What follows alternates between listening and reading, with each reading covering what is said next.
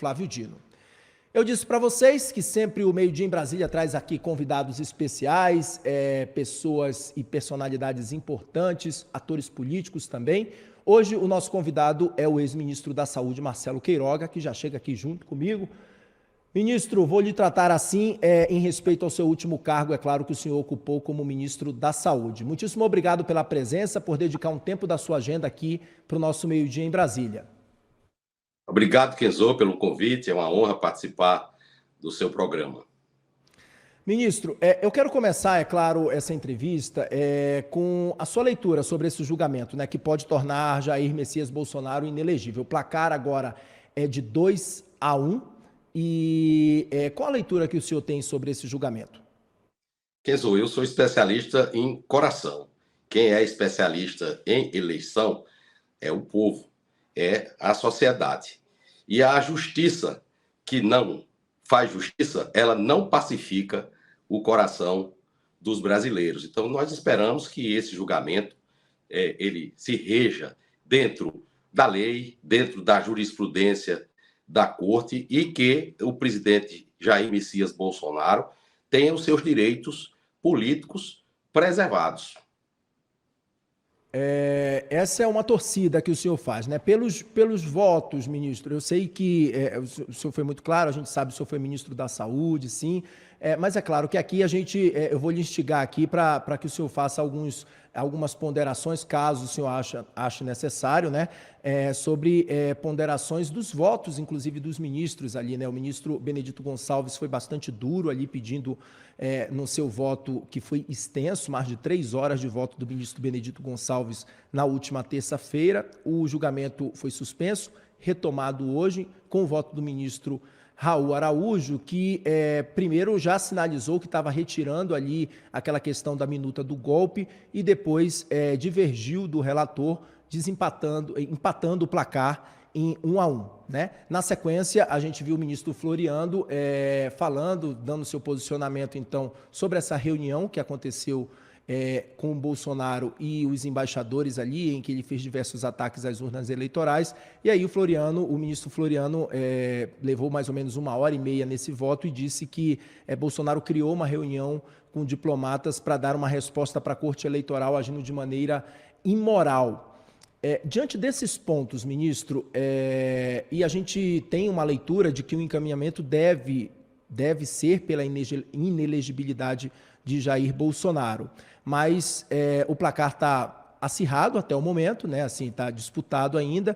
Qual a leitura que o senhor faz sobre esses votos? Assim, o senhor pode falar sobre isso? O senhor se sente tranquilo para falar sobre isso, ministro? Kenzo, se houve desequilíbrio nessa eleição, foi em favor do candidato vencedor. Todo o establishment atuou em favor do candidato vencedor. Nós assistimos pesquisas absolutamente enviesadas, nós assistimos o grande consórcio de mídia, de maneira reiterada, fazendo campanha para o candidato adversário. Como é que uma fala do presidente Jair Bolsonaro pode desequilibrar o pleito eleitoral? Então, no meu entendimento, né, eu não sou jurista, não sou especialista em direito eleitoral, eu acho que o voto do ministro Raul é um voto ponderado, é um voto dentro dos autos. Aliás, retira dos autos o que não é dos autos e julga de acordo com a jurisprudência da Corte. É assim que deve se proceder dentro do processo judicial, pelo menos na minha opinião,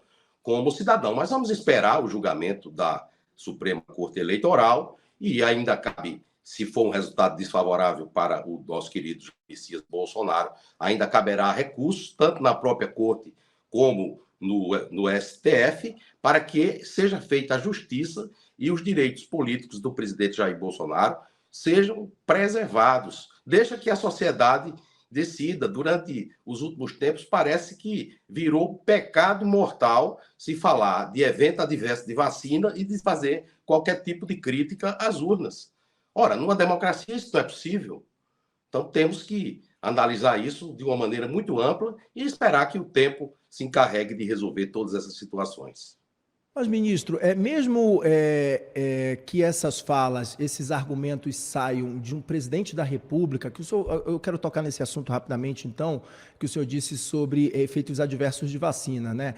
No momento que um presidente da República vocaliza isso, ele como líder maior do Estado, acaba que isso traz uma repercussão, sim, traz uma repercussão negativa. O senhor, como ministro, foi ministro da Saúde, o senhor sabe que o Brasil sempre foi uma referência nessa questão de vacinação. E quando um presidente vem a público e questiona isso e fala sobre essa questão dos efeitos adversos, vai de encontro, né, a tudo que foi conquistado ao longo dos anos pelo SUS, que o senhor sempre defendeu, inclusive, na pasta do Não, o Ministério evento da Saúde, adverso né? tem que se falar do evento adverso, sim.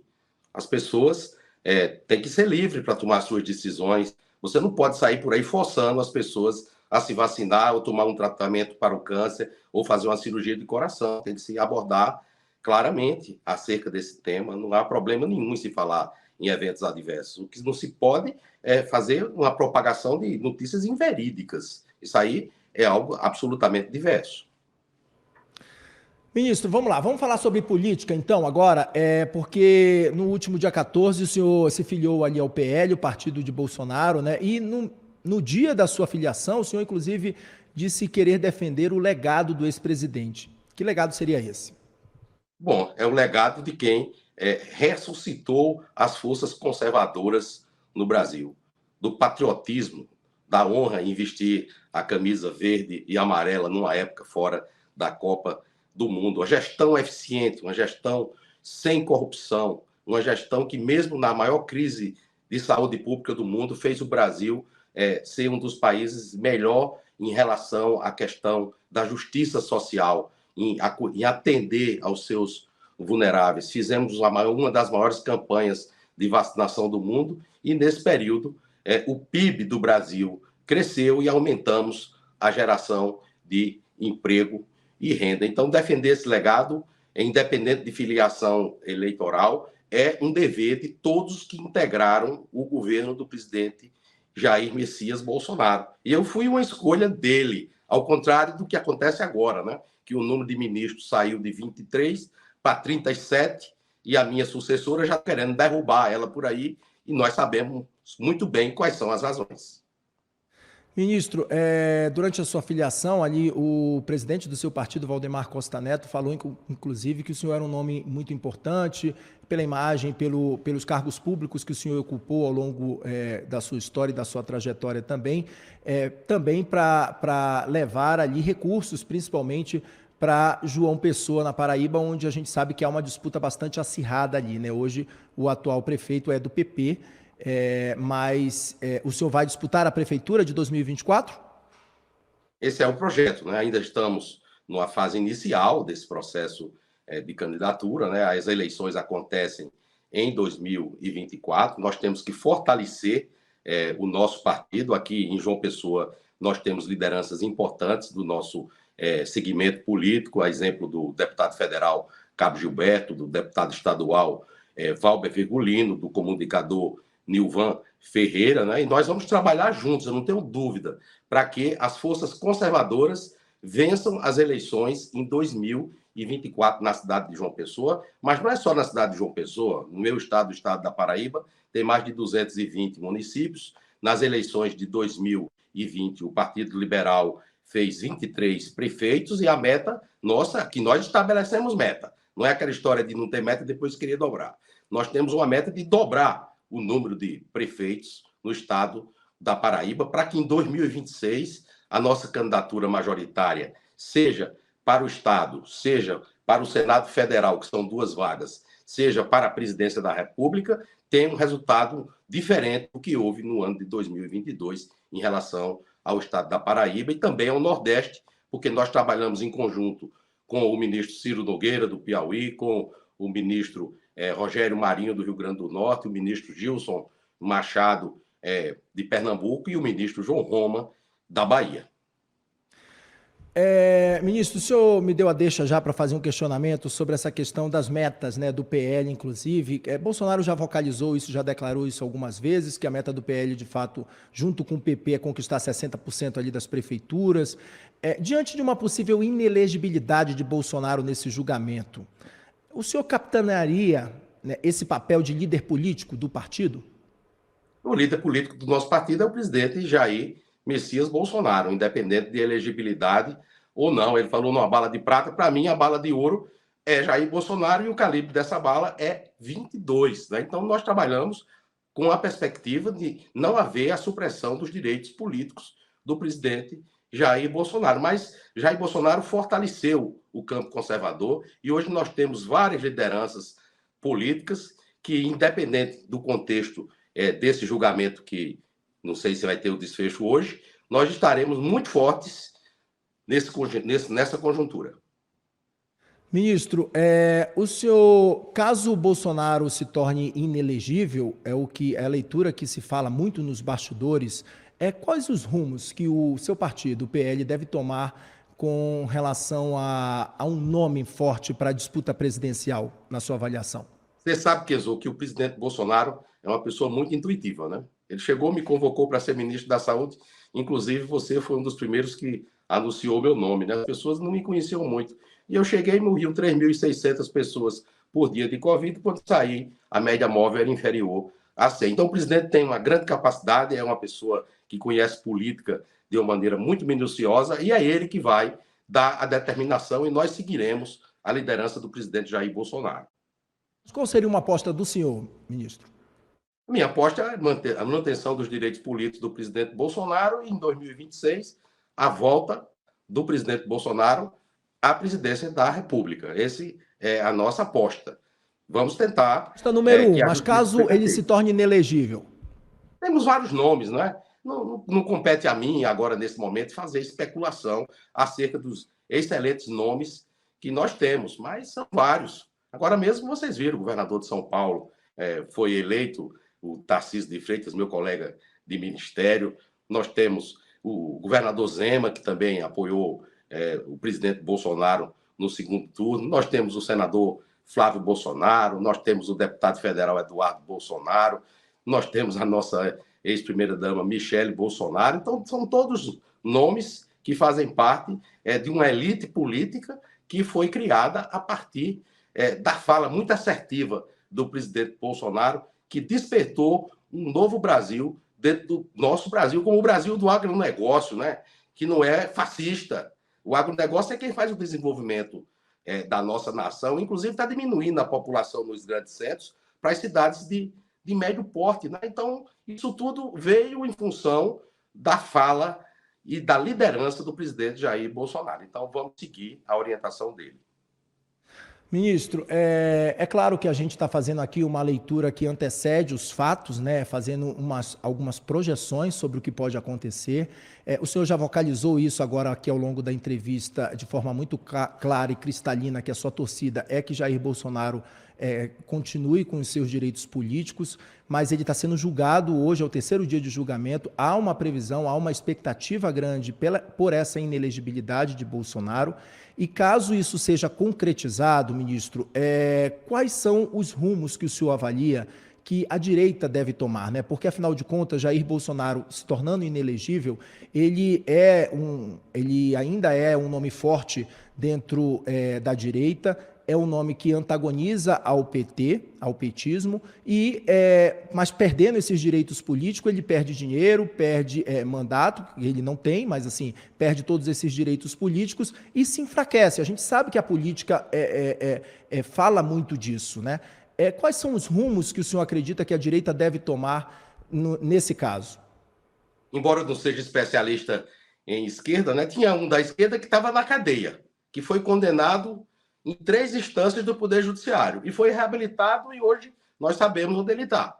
Então, o que vai acontecer até 2026, muita água vai rolar debaixo dessa ponte, independente do julgamento que está acontecendo no Tribunal Superior Eleitoral. Mas, independente da questão eleitoral, do presidente Bolsonaro ser ou não elegível, dele desejar ser candidato em 2026, o campo da direita veio para ficar. E nós vamos jogar na bola, dentro das 4 linhas da Constituição, como diz o presidente Bolsonaro, e vamos recuperar o poder no Brasil. Porque em 6 meses de governo, essa gente está destruindo o nosso país. O que é que essa gente faz? Aliança de terríveis, foi o caso do senhor um Maduro, não é, querendo apoiar, tirando recursos do povo brasileiro para levar para a Argentina. Então, o presidente da República vive mais no exterior do que no Brasil. Então, o desfecho disso, a gente já sabe, essa gente já teve no poder, destruiu o sistema de saúde do Brasil, fechou 40 mil leitos hospitalares, nós tivemos que recuperar o SUS. Se não fosse o presidente Temer ter tomado posse ali, eu não sei o que poderia ter acontecido com o Brasil. Então, vamos continuar firmes, defendendo o nosso Brasil, defendendo o legado do presidente Jair Bolsonaro, e vamos fazer uma oposição dura a esses petistas, ao contrário da oposição tíbia que eles tiveram dos tucanos. Inclusive, um deles está com o próprio presidente da República hoje, e nós sabemos o que ele dizia dele. Então, terão uma posição dura do Partido Liberal, e nós vamos trabalhar para retornar ao poder em 2026, Kenzo. Ministro, o senhor falou sobre a questão do SUS, eu quero aproveitar essa deixa, porque recentemente ali um pesquisador da FGV em saúde, o Adriano Massuda, né, fez críticas ao governo federal durante a pandemia. Ele é coordenador de um relatório inédito ali, com 42 recomendações sobre o sistema de saúde brasileiro, e Massuda declarou que o SUS é um dos sistemas mais democráticos do mundo e que lhe confere ali fortaleza, né? Disse que na pandemia, perdão, ele disse que na pandemia o SUS manteve essa capacidade de resposta, apesar de um cenário conflituoso com a falta de coordenação do governo federal e difusão de desinformação por autoridades públicas. Como é que o senhor avalia essa fala dele? Uma fala enviesada, né, de um militante de esquerda que vem travestido de professor da GV. Essa gente, aliás, de esquerda está infiltrada na Escola de Saúde Pública do Brasil. Imagina se essa gente tivesse no poder. Vocês viram o que fizeram na região Nordeste, um tal consórcio Nordeste que trouxe respiradores, queria trazer respiradores de uma empresa com nome de maconha. Eles diziam que iam trazer vacina para a região Nordeste, um consórcio, 40 milhões de doses, não trouxeram uma sequer. Todas as doses de vacina, aliás, mais de 550 milhões de doses de vacina foram adquiridas pelo Ministério da Saúde, pelo governo do presidente Jair Bolsonaro. Eles fecharam 40 mil leitos. Nós abrimos 23 mil leitos de terapia intensiva. Eles tinham uma política manca de transferência de tecnologia que durante uma década não produziu mais do que um IFA para fabricação de biológicos. Ao contrário deles, o nosso governo fomentou uma transferência tecnológica. Em menos de um ano teve a tecnologia da vacina produzida na Fiocruz com 1,9 bilhão de reais do Ministério da Saúde. Essa é a verdade, não essas recomendações aí fajutas que nós já sabemos, esse mesmo discurso. Aliás, um discurso que está infiltrado na comunidade acadêmica e, inclusive, nos conselhos editoriais das revistas científicas, que são fortemente influenciadas pela indústria farmacêutica, meu caro Kenzo. Agora, quando nós dizemos isso, aí é porque nós somos negacionistas, é porque nós estamos disseminando notícias falsas. Vamos aos fatos que a gente verifica. Quem foi que fortaleceu a atenção primária? Sabe qual era o orçamento da atenção primária em 2018, quando o presidente Bolsonaro assumiu? 17 bilhões de reais por ano. Quando nós saímos, o orçamento era superior a 26 bilhões de reais. Nós criamos o programa Previne Brasil, que mudou o modelo de remuneração na atenção básica à saúde. Ou seja, quem fez as verdadeiras transformações no sistema de saúde que estava carcomido e destruído por uma esquerda corrupta e incompetente foi o nosso governo. Essa é a realidade. Como é que o senhor avalia a atual gestão do Ministério da Saúde, já completando agora quase 7 meses aí? Falou muito e não entregou nada, né? Na realidade é isso. Porque diziam que ia recuperar as coberturas vacinais. Como é que está a cobertura vacinal hoje? Pensa que é simples, né? Que é só falar. Diziam que o Zé Gotinha tinha sido sequestrado. Conosco tinha a família Zé Gotinha. O papai, a mamãe, o Gotinha Júnior, a vovó e o vovô. Porque nós defendemos a vida desde a concepção. Nós somos contra o aborto. Respeitamos as exceções da lei, mas somos contra o aborto. Eles destruíram a política nossa em relação à prevenção do câncer de colo, de útero, do câncer de colo retal, do câncer de mama. É assim que se modifica o SUS. Eles revogaram uma portaria do Ministério da Saúde que determinava que o estabelecimento de saúde denunciasse estupradores para a polícia. Vem cá, nós vamos ser agora lenientes com estuprador também? É um absurdo. Eles fizeram uma destruição das políticas públicas, como é o caso da rede de atenção materna e infantil, onde dobramos os recursos para cuidados das mães, sobretudo da gestação de alto risco e dos recém-nascidos e da prematuridade, e no lugar não colocaram absolutamente nada. Então é por isso que o que a gente está vendo aí é a ministra nas cordas. É até uma pessoa com quem eu tenho um relacionamento muito cordial. Quando eu estava no Ministério, ela era presidente da Fundação Oswaldo Cruz. Nós tivemos um relacionamento institucional muito respeitoso, né? Agora, quando vai jogar, né? Didi dizia, né? Treino é treino e jogo é jogo. Quando vai jogar, aí a gente vê o que é que está acontecendo. Cadê o piso de enfermagem? Está aí. A nossa enfermagem ainda sem ter o seu direito legal respeitado. E quem foi que apresentou o projeto de lei da enfermagem? Foi o senador Contarato. E o presidente Bolsonaro sancionou, ao contrário deles, que vetaram o projeto da lei da enfermagem no passado. E já levaram para o Poder Judiciário, porque tudo se leva para o Poder Judiciário. Eu posso até falar para você da vacina da dengue. Se eu fosse o ministro, já tinha uma arguição de descumprimento de preceito fundamental no STF, movido por um desses partidos de esquerda, para colocar essa vacina no SUS.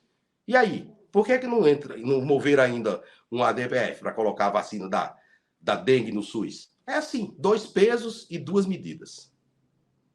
Ministro Marcelo Queiroga conversou com a gente ao vivo aqui no Meio-Dia em Brasília, do Antagonista. Ministro, muitíssimo obrigado pela sua participação, pela sua contribuição aqui comigo no programa e ter dedicado um tempo da sua agenda para esse bate-papo muito franco e muito direto. Obrigado, Kenzo. Você é um jornalista independente, excelente, e eu tive muito prazer em conviver com você enquanto estive no Ministério da Saúde. Até a próxima, ministro. Obrigado.